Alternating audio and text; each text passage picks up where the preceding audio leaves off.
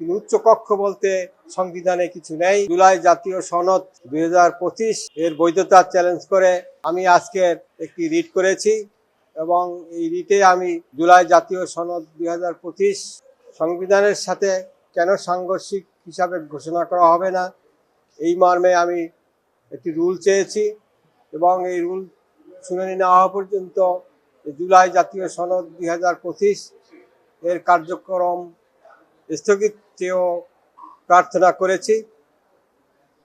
আজকে এই writ পিটিশনটি file করেছি। আগামী সপ্তাহে ইনশাআল্লাহ শুনানি হবে।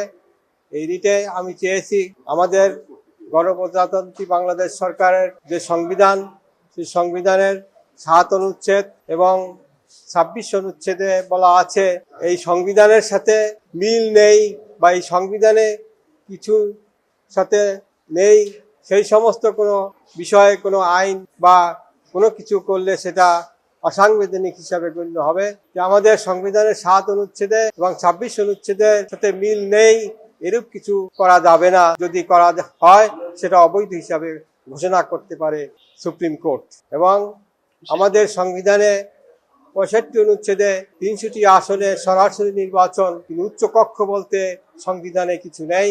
সেখানে 100টি আসনে দলীয় বিবেচনায় নিয়োগ দিয়ে জনগণের অর্থ অপচয় ছাড়া আমরা কিছু মনে করি না। আজকের যে সংবিধানের সাথে সাংঘর্ষিক রেখে যে জুলাই সনদ তৈরি করা হয়েছে সেটা অবৈধ ঘোষণার জন্য আমি এই রিটটি ফাইল করেছি, জনস্বার্থে এই রিটটি ফাইল করেছি। সেটা তখন একটি সরকার ছিল, অন্তর্বর্তীকালীন সরকার। আমাদের সংবিধানে তত্ত্বাবধায়ক সরকার বিধান আছে, জেনারেল ক্লজ অ্যাক্ট এবং উচ্চ আদালতের রায় অনুযায়ী সংবিধানে এখনো তত্ত্বাবধায়ক সরকার বিধান আছে।